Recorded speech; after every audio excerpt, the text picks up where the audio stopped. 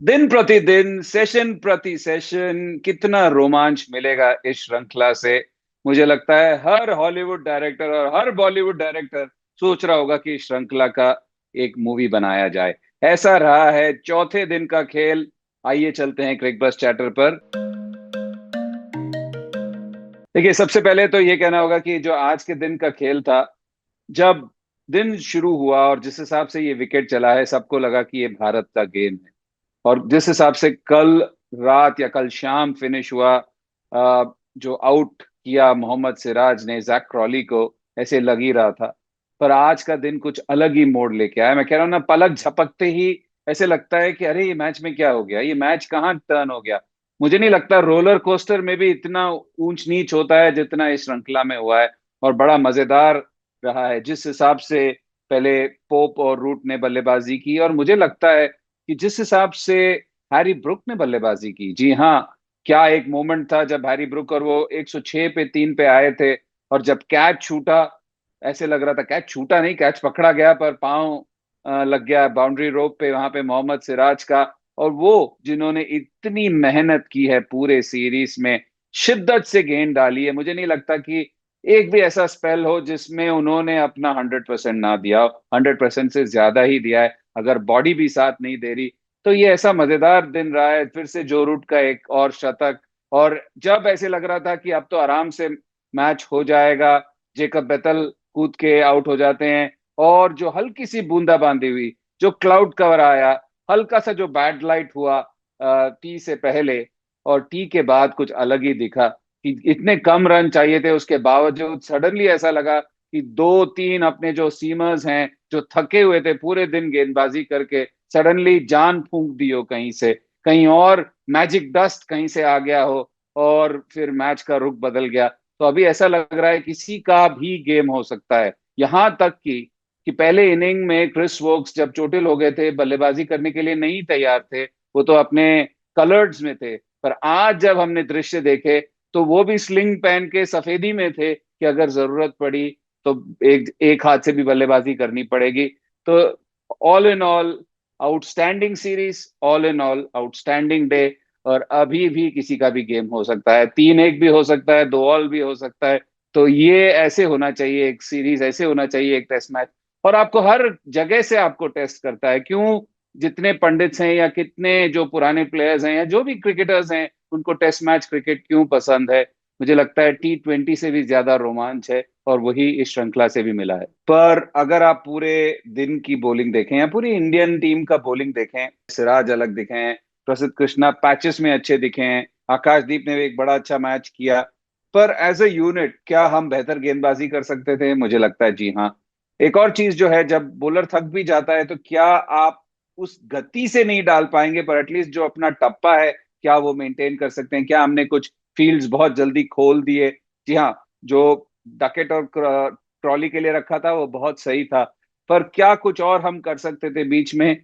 बाहर बैठ के सोचना और बाहर बैठ के आलोचना करना बड़ा आसान है, पर आपको ये याद रखना होगा कि पूरी शिद्दत से गेंदबाजी की है पूरे बॉलिंग यूनिट ने। जी हाँ, स्पिनर्स का इतना काम रहा नहीं है, उनका इस्तेमाल भी नहीं हुआ है।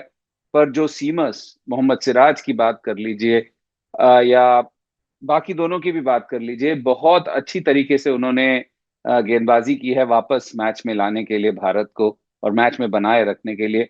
तो जी हाँ, थोड़ा बिटर थोड़ा स्वीट, यही होगा आज के दिन का खेल। देखिए, अगर हम हैरी ब्रुक की बात करें, 30 मैच में उनका 58 का एवरेज है। और इसी श्रृंखला में उन्होंने ना 2 शतक लगा दिए हैं, और ऐसे शतक जब बैक टू द बॉल कभी कभी कह सकते हैं ना, आज जैसा था। आप 106 पे 3, 365-70 रन चाहिए, और उसके बाद आके ऐसे काउंटर अटैकिंग इनिंग्स खेलना, एक बहुत ज्यादा कलेजा होना चाहिए, दिल बड़ा होना चाहिए, सबसे बड़ी बात है अपने स्किल्स को बैक करने की क्षमता होनी चाहिए। और वो उन्होंने फिर से कर दिखाया है। जी हाँ, कैच छूटे वो सब हम नहीं बात करेंगे, क्योंकि यशस्वी जायसवाल का भी कैच छूटा, क्रिकेट में कैच छूटता है, ये सब चलता रहता है। पर जिस अंदाज से उन्होंने बल्लेबाजी की, जिस हिसाब से बॉलर्स को बैकफुट पे धकेला, क्योंकि उस टाइम पे यही सोच रहे होंगे भारत कि यहाँ से एक दो और विकेट। बेथल ने अभी तक कुछ ज्यादा रन नहीं बनाए। अगर बहुत ज्यादा रन होते तो कहाँ क्रिस वोक्स से बल्लेबाजी करते और उसके बाद लोअर ऑर्डर बॉलर्स ही हैं, वो नहीं होने दिया। काउंटर अटैकिंग इनिंग्स, एक तरफ आपके पास इंग्लैंड के वॉल हैं जो रूट, और दूसरी तरफ एक अटैकिंग यंग डायनामिक बल्लेबाज जो जिसको सिचुएशन से कोई परवाह नहीं है, अपने स्किल्स को बैक करना, चहलकदमी करके शॉट्स लगाना सीमर्स के खिलाफ बहुत बड़ी बात है। तो ये हमारे परफॉर्मर ऑफ द डे हैं जिस हिसाब से उन्होंने बल्लेबाजी की और इस श्रृंखला का दूसरा शतक लगाया। देखिए, आज अगर की मोमेंट की बात करें तो एक ही मोमेंट आता है और वो है 106 पे 3। हमने बात की जब हैरी ब्रूक बल्लेबाजी करने आए, और जब वो 19 पे थे, आई थिंक स्कोर 136 पे था 3, जब उन्होंने वो शॉट खेला प्रसिद्ध कृष्णा के ऊपर, पुल शॉट खेला, हवा में थी और ऐसा लग रहा था सीधा मोहम्मद सिराज के हाथ में जा रही है। मोहम्मद सिराज के हाथ में गई, उन्होंने पकड़ भी लिया, पर अनफॉर्चुनेटली उनका जो पांव है वो जाके रोप पे लग गया। और वो आप देख सकते हैं क्या डिसअपॉइंटमेंट था कैचर के फेस में। उस टाइम सब कुछ भारत के प्रति चल रहा था और उस वक्त 136 पे 4 हो जाते तो अभी मैच कुछ और होता। मैच क्या पता खत्म भी हो चुका होता अभी तक। पर फलस्वरूप अभी ये ऐसे सिचुएशन में पहुंचे हैं जहां कहीं भी हो सकता है। मैच कॉल ऑफ हो गया बारिश और बैड लाइट की वजह से, और दिन खत्म हो गया, और जिसका मतलब है 5वें दिन फिर से एक और टेस्ट मैच जाने वाला है। देखिए, जो रूट की क्या कहनी बात, क्योंकि उन्होंने कहा मैं सचिन तेंदुलकर के प्रति नहीं देख रहा हूं या उनकी तरफ नहीं देख रहा हूं, पर आज 39वां शतक, under pressure, back to the wall for the England wall.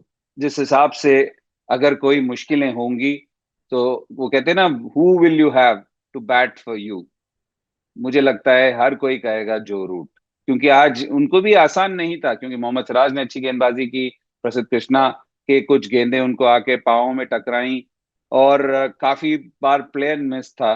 पर सबसे बड़ी बात है कि एक बड़ा प्लेयर उन सब चीजों को नजरअंदाज करता है। वो एक बड़ा प्लेयर, उसको पता है उसका मार्ग क्या है और लक्ष्य क्या है, और वही वो कर रहे थे। और आप देख सकते हैं जब वो आउट भी हुए, क्योंकि उस वक्त ऐसा चल रहा था कि बॉलर हावी हो गए थे। टी के बाद हम बात कर रहे हैं आज के खेल का, जब सारे सीमर्स हावी हो गए थे, खासकर सिराज और प्रसिद्ध कृष्णा, और प्रसिद्ध कृष्णा ने एक बहुत अच्छा उस टाइम स्पेल डाला। पर जो रूट जब वो आउट हुए तो वो कितने नाराज थे, क्योंकि मैच आपने इतना बनाया और मैच आप अगर फंसा के चले जाएं, एक बड़े प्लेयर का लक्ष्य नहीं या बड़े प्लेयर का ये गुण नहीं होता। और वही आज उन्होंने दिखाया कि वो क्यों इतने बड़े प्लेयर हैं कि उन्होंने एक और शतक लगाया अंडर प्रेशर। देखिए, जब जेकब बैथल और जो रूट बल्लेबाजी कर रहे थे तो ऐसा लग रहा था कि भारत ने गिव अप कर लिया है। अगर आप देखें पूरे जो दृश्य हमें मिल रहे थे, अदृश्य जो सबने देखा होगा, इवन जो फैंस थे जो ग्राउंड में बैठे हुए हैं, उन्होंने भी गिव अप कर दिया होगा कि अब तो मैच हमारे हाथ से निकल गया। पर अब जो मैच है, 35 रन चाहिए, और आपने देखा जेमी स्मिथ और जेमी ओवर्टन के बल्ले पे नहीं लग रही थी, खासकर जब इंडियन बॉलर्स थके हुए थे। मुझे उम्मीद है कि थोड़ी बहुत रेस्ट मिलेगी। कितनी रेस्ट मिलेगी उनको भी पता है कि 35 ही रन बाकी हैं। और जब ऐसा मैच फंस जाता है ना, तो मुझे लगता है जो बल्लेबाज हैं उन पे ज्यादा दबाव है, क्योंकि आप गलत शॉट खेल नहीं सकते। आप अगर कुछ गलत कर देंगे तो एक निचले क्रम का बल्लेबाज आएगा। भारत ने तो गिव अप कर दिया था। भारत तो आप देख भी रहे थे कि कितने हंस भी रहे थे कि चलो अब क्या करें, मैच चला गया, हमने जितनी कोशिश की अपनी तरफ से हम कोशिश ही कर सकते हैं, और वो निकल गया। पर इंग्लैंड के लिए आप सोचिए, 3-1 का मैच जो हो सकता था, अभी 35 रन चाहिए, तो मुझे लगता है बल्लेबाज ज्यादा प्रेशर में रहेंगे। बहुत ही बेहतरीन सीरीज रहा है, इसकी कोई दो राहें नहीं है इसके बारे में। जिस हिसाब से एक यंग इंडियन टीम गई है, एक नौजवान कप्तान गया है, नया कप्तान गया है, और एक मुश्किल सीरीज में, इंग्लैंड का सीरीज आसान नहीं है। कुछ रिकॉर्ड्स ब्रेक किए हैं, जहां पे बर्मिंघम में आज तक नहीं जीते थे, वहां पे मैच जीता। जी हाँ, अगर आप पूरी श्रृंखला को देखें, हम जब कमेंट्री करते हैं कहीं पे भी, आजकल ये प्रथा बन गई है कि आप देखते हैं ये सेशन किसके प्रति गया। और आज भी हमें देखने को मिला टीवी पे कि ये सेशंस जो हैं ज्यादा भारत ने जीते हैं, पर उसके बावजूद भारत 2-1 से पीछे है, हो सकता है 3-1 भी हो। अगर आप हाईएस्ट विकेट टेकर की बात करें, हाईएस्ट रन गेटर की बात करें, हर जगह भारतीयों का नाम है, पर फिर भी हम 2-1 से पीछे हैं। पर सबसे इंपॉर्टेंट चीज है क्या एक फाइनल बर्स्ट हमारे बॉलर्स के पास है। क्या किसी के पास एक जादू की छड़ी कल निकलेगी कि ये 3 विकेट निकाल दें और भारत एक सेंसेशनल और एक हिस्टोरिकल 2-ऑल करके आए। ये खुशी सभी भारतीयों को होगी, सभी प्लेयर्स को होगी। और मुझे लगता है कि अगर ये कल हो जाएगा तो मजेदार होगा, पर नहीं भी हुआ तो मुझे नहीं लगता है कि इससे हताश होना चाहिए, क्योंकि जिस हिसाब से भारत खेली है पूरे श्रृंखला 5 मैच की ये सीरीज, मुश्किल सीरीज, थक गए हैं, उसके बावजूद मेहनत पूरी रही है। तो hats off to the entire team, और होप करते हैं कि भारत के पक्ष में कल सब कुछ गिरे।